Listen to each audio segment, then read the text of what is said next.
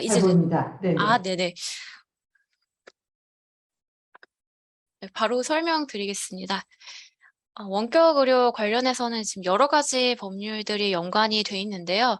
먼저 의료법에서 원격 의료에 대한 이제 허용 범위 같은 것들을 정하고 있고요.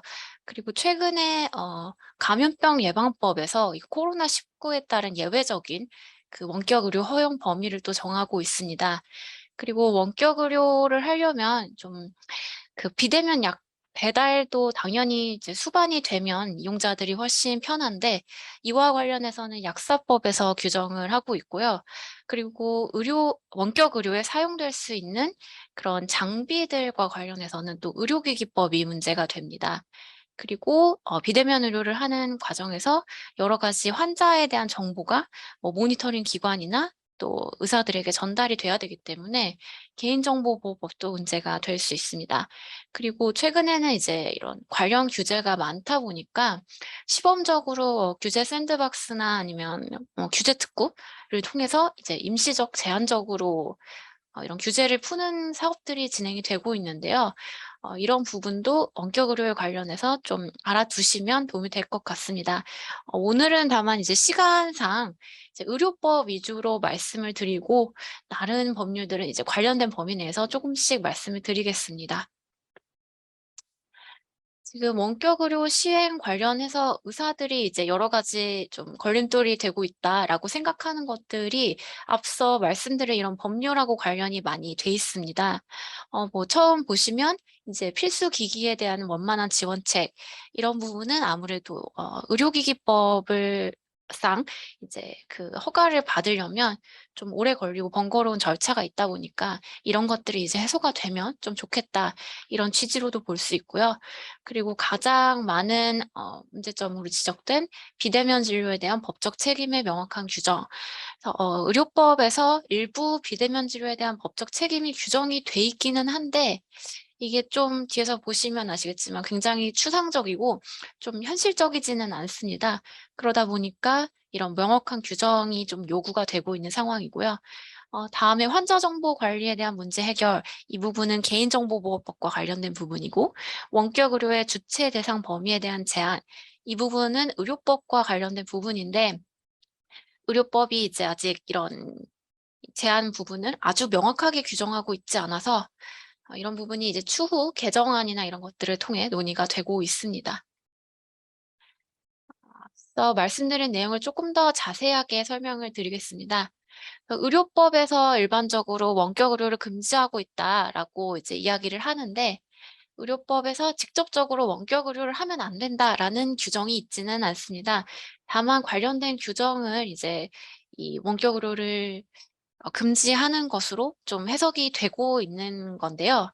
관련된 규정으로 먼저 제17조가 있는데 이제 직접 진찰한 의사만 진단서를 교부할 수 있다라는 규정이 있습니다. 그래서 이 직접 진찰이 대면 진단만을 의미하는 거냐 아니면 뭐 전화나 화상도 되냐 이런 부분에 관련해서는 대법원은 현재 일단 진단서 발급에 관한 진찰은 꼭 대면만은 아니다라는 입장입니다. 다만 이 제33조를 보시면 의료인은 의료기관 내에서 의료업을 해야 한다라고 규정을 하고 있는데 이 조항을 이제 원격 의료를 금지하는 조항으로 일반적으로 보고 있습니다. 그래서 이제 진료를 할 때 의사도 의료기관 내에 있고 환자도 의료기관 내에 있어야 하는 것이죠. 그래서 대법원은 이 조항이 이제 대면 진료를 만을 허용하는 이제 조항이라고 보고 있습니다.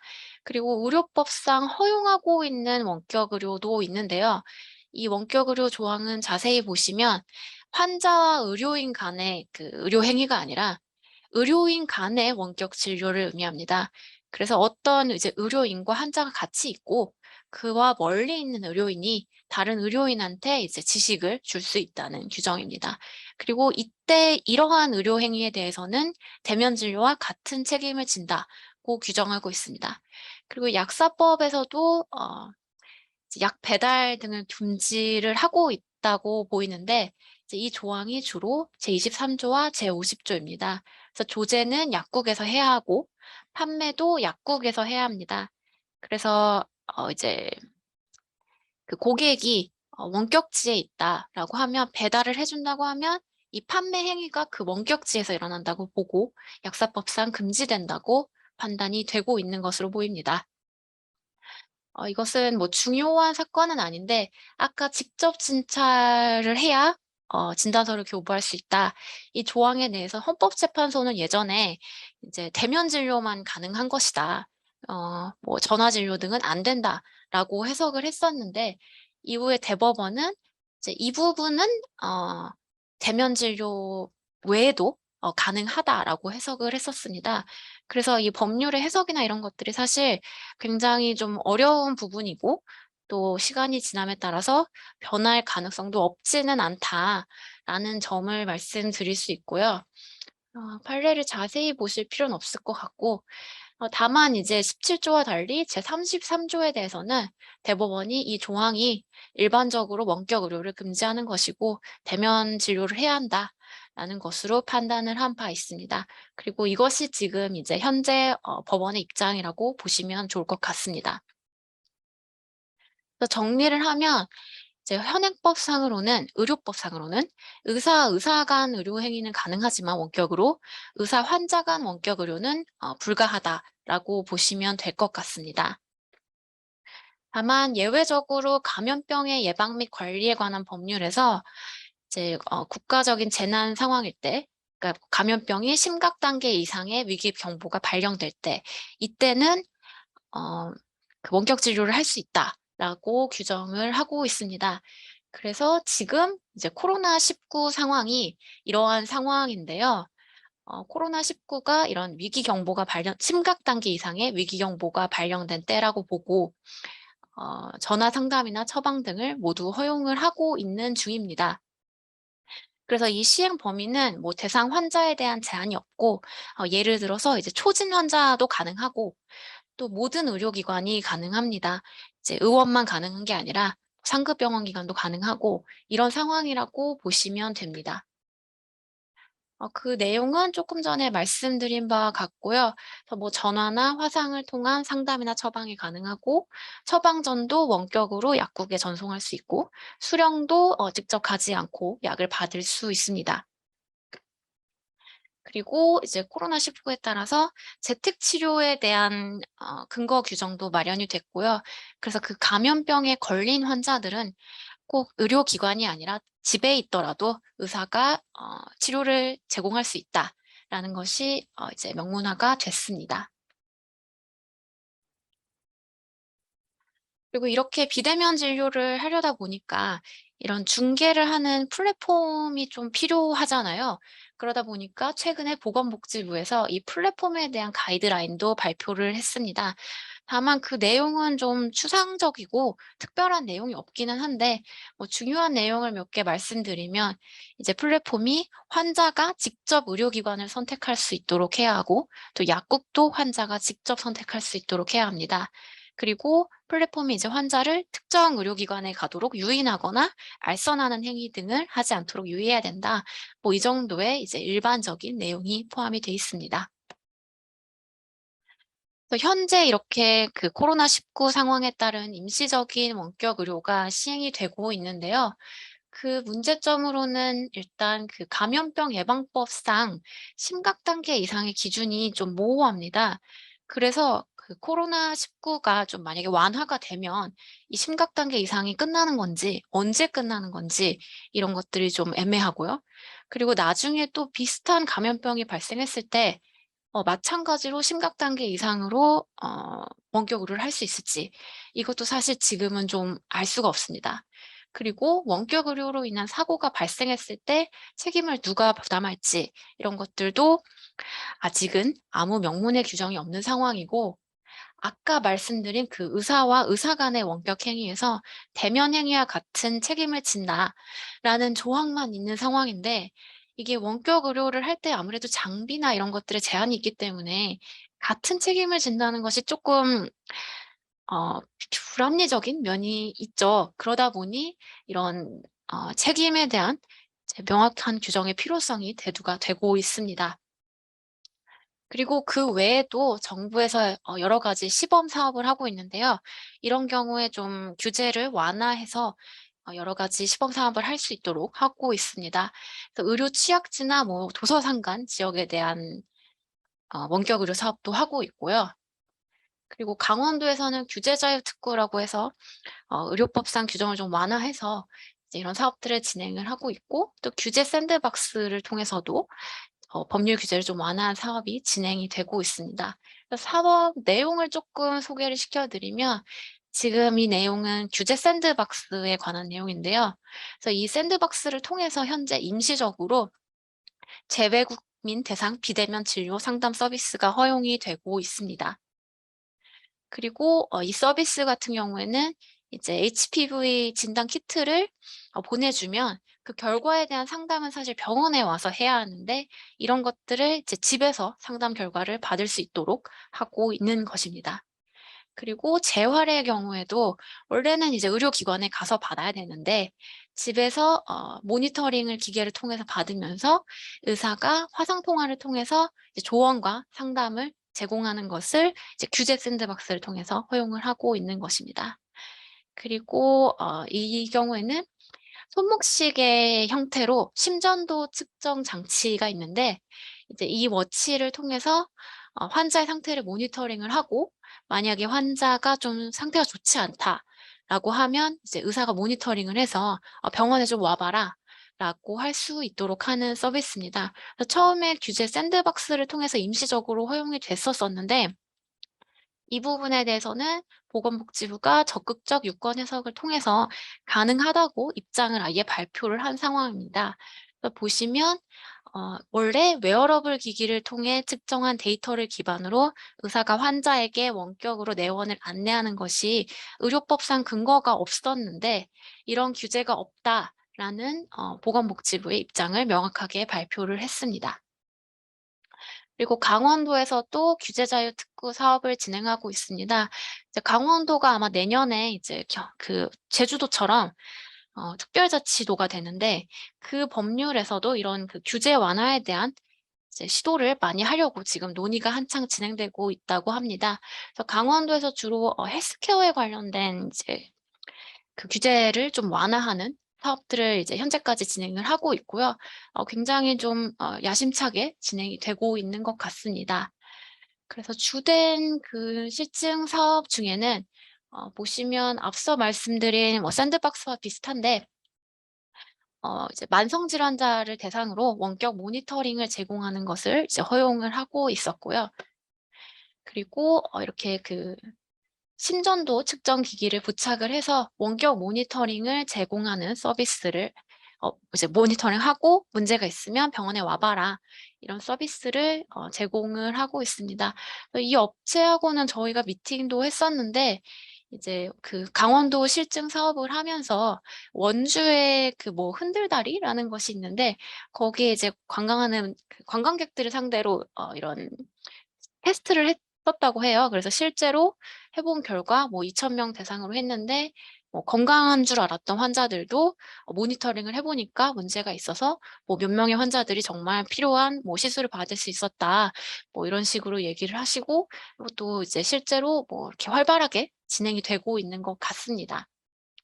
그리고 원격 의료와 직접 관련이 있는 것은 아닌데, 이제 원래 방사선이 나오는 기구는 특별한 이제 그 기관에만 설치를 할 수 있는데, 허가를 받아서 이제 구급차에도 휴대용으로 설치할 수 있도록 규제를 완화한 사업입니다. 이러한 비대면 의료에 대해서 향후 이제 전망을 좀 말씀드리겠습니다.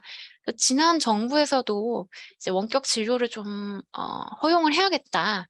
이런 입장을 계속 표명을 해 왔었고요. 그 코로나 이후로 아무래도 필요성이 대두되다 보니까 이런 입장이 계속 나오고 있었습니다. 그리고 현재 정부에서도 마찬가지로 비대면 진료를 제도화하고 비의료 행위, 그러니까 원격으로 가능한 행위, 즉 일반적인 건강 관리 모니터링, 이런 것들이 어떤 것인지 범위를 명확하게 하겠다라는 입장을 밝힌 바 있습니다. 근데 이제 이렇게 좀 비대면 의료를 풀려고 하면 결국은 의료법이 개정이 되어야 하거든요. 왜냐하면 지금은 현재 그 코로나 상황에 따른 임시적인 원격 의료가 가능하기 때문에, 이게 언제까지 뭐 임시로 할 수는 없기 때문에 의료법이 개정이 필요한 상황입니다. 그래서 의료법 개정안이 지금 크게 두 가지 정도가 발의가 돼 있습니다. 그래서 2021년 11월에 위원회 상정이 됐고 아직 계속 심사 단계에 있는 중입니다. 먼저 강병원 의원안은 의원급 의료기관에 대해서 이제 특정 그 질환자들이 재진할 때 관찰이나 상담 등의 원격 모니터링을 할 수 있다라고 규정을 하고 있고요. 이때 이제 의료인의 책임에 대해서도 조금 명확하게 규정을 하려고 하고 있습니다. 최혜영 의원안은 좀 더 이제 자세하고 약간 허용 범위가 넓다고 보시면 됩니다. 그래서 의원급 외에도 병원급도 예외적으로 허용할 수 있고 대상 환자도 조금 많고요. 그리고 뭐 예외적이지만 초진도 가능할 수도 있다라고 보고 있습니다. 그리고 가능한 비대면 진료의 범위도 약간 더 넓고요. 의료인의 책임도 조금 더 명확하게 하면서 약간 더 제한을 하고 있다고 보시면 될 것 같습니다. 이에 대해서 지금 이제 그 의회에 보건복지위원회에서 검토한 내용으로는 보건복지부에서는 찬성하는 입장이라고 보시면 됩니다. 다만 의사협회나 병원협회에서는 반대 의견이 당시에는 굉장히 심했습니다. 다만 이제 코로나 때문에 원격 의료를 좀 많이 시도를 해 보면서 뭐 일선 의원에서도 어느 정도 "이게 가능하다.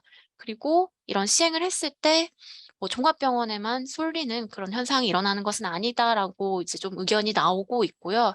실제로 종합병원에서도 이 비대면 진료에 크게 관심이 있지는 않다고 합니다. 왜냐하면 종합병원에서는 아무래도 검사나 수술로 이제 이런 돈을 벌게 되는데 비대면 진료는 아무래도 그거보다 단가가 훨씬 낮다 보니까 이제 종합병원보다는 의원급에서 하는 것이 바람직하다는 입장인 것 같고요. 그러다 보니까 이 의사협회나 병원의 입장도 반대 의견도 조금 더 완화되고 있는 중입니다. 지금 현재 그래서 조금 더 이제 반대 의견이 완화되면서 의료법 개정안에 대한 논의가 다시 이제 물꼬가 트인 상황이라고 보시면 될 것 같습니다. 다만 이제 예전 여당이었던 지금 야당은 예전보다는 쪼끔 이제 의지가 좀 주춤한 것으로 보인다는 기사도 있기는 합니다, 최근에. 하지만 뭐 행정부의 입장은 현재 중기부 장관도 "원격 의료는 허용을 해야 된다."라고 하고 있고 아주 최근 기사인데 보건복지부 장관 후보자도 "비대면 진료는 해야 한다." 다만 "비대면 진료만 하는 병원은 안 되고 비대면 약 배달은 아직 어렵다."라는 입장이라고 이야기를 했습니다. 이 정도가 현재 정부의 입장인 것 같습니다. 이제 다른 나라의 입장을 좀 살펴보시면 대체적으로 우리나라보다 허용 범위가 넓은 것으로 보입니다.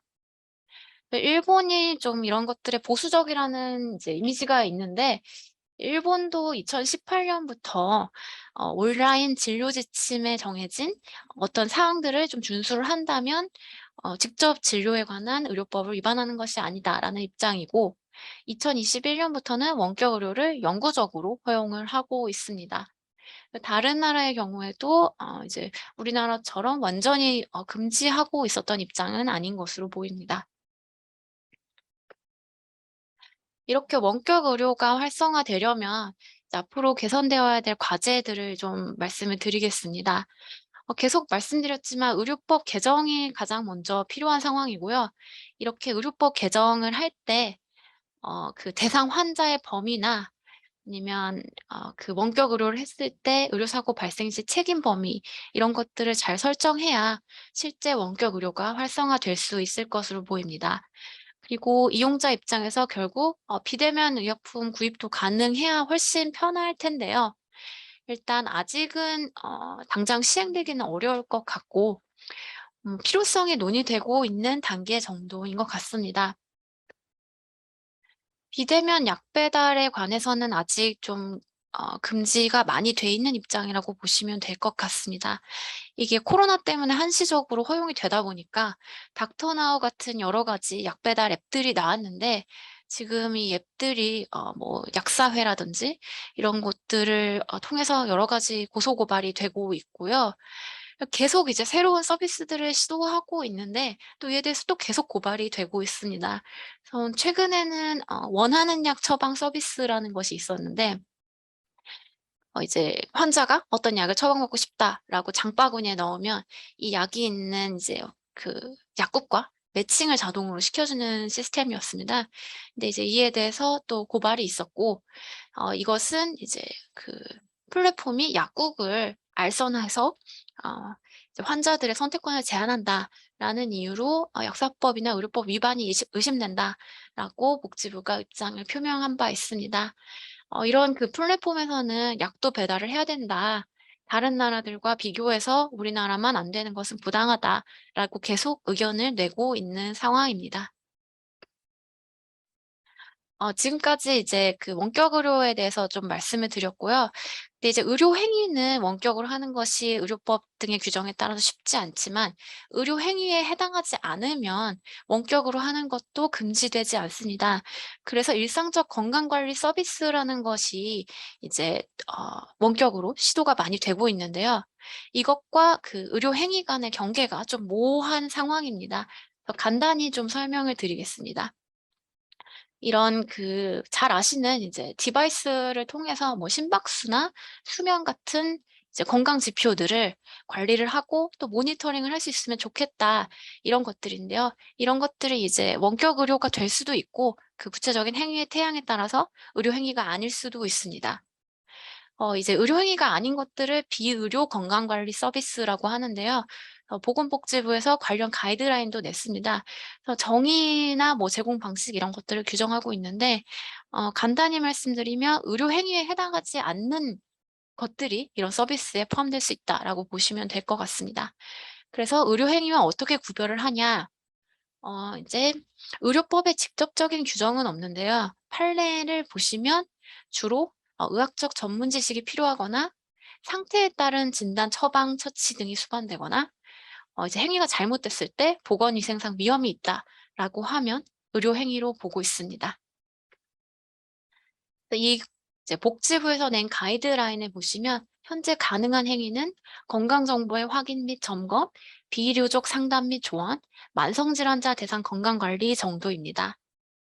이 이제 가이드라인에서 좀 더 구체적인 내용을 정하고 있는데요. 하지만 또 일선에서 실제 개발을 하시는 분들은 "아직도 너무 추상적이다."라고 이야기가 되고 있기는 합니다.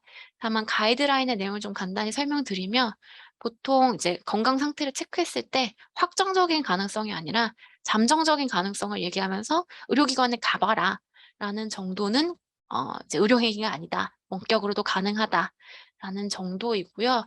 그래서 이런 예시들이 되게 자세하게 나름대로 자세하게 나와 있는데, 몇 가지 살펴보시면 뭐 특정 질환의 이제 일반적인 통계에 관한 것들 안내하거나 뭐 건강 정보의 정상 범위를 안내하는 것들은 괜찮은데, 이제 특정인의 건강 상태를 보고 필요한 처치나 검사 등을 이야기하거나 뭐 엑스레이 같은 좀 전문적인 판독을 제공하는 것은 안 된다.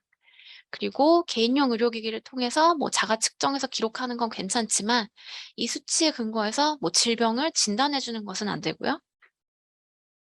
마찬가지로 뭐 이제 이런 지표들을 이제 측정하거나 아니면 뭐 건강 나이 산출 이 정도는 가능하지만, 좀 더 이렇게 이제 특정인에게 포커스가 맞춰진, 그리고 질병과 관련된 진단을 제공하는 것들은 안 된다라는 입장입니다. 그리고 이렇게 이제 어 비대면 의료 비대면이 아니죠. 비의료 건강관리 서비스를 제공하려면 이렇게 측정을 할 수 있는 디바이스들이 필요한데, 이 디바이스에 대해서 또 의료기기 허가를 취득해야 한다는 문제가 있습니다. 아까 말씀드린 이 이제 그 심전도 측정할 수 있는 시계 모양에 관한 내용인데요.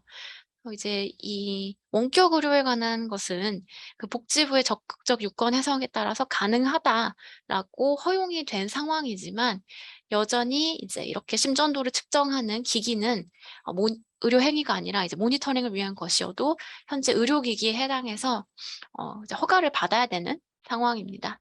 의료기기는 이제 의료기기법상 정의가 있는데, 질병의 진단, 치료, 경감, 처치 또는 예방 등의 사용 목적을 만족하면 의료기기로 분류돼서 허가를 받아야 합니다.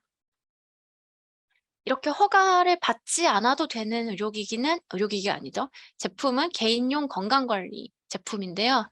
크게 이제 사용 목적과 위해도에 따라 분류가 됩니다.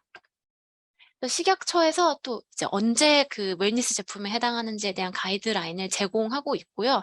그에 따르면 이렇게 뭐 일상적 건강 관리나 아니면 네, 운동 레저용 그리고 만성 질환자의 현상을 이제 단순히 관리하거나 의료 정보를 제공하는 정도의 앱은 이제 가능하다라는 것이 이제 식약처의 입장입니다.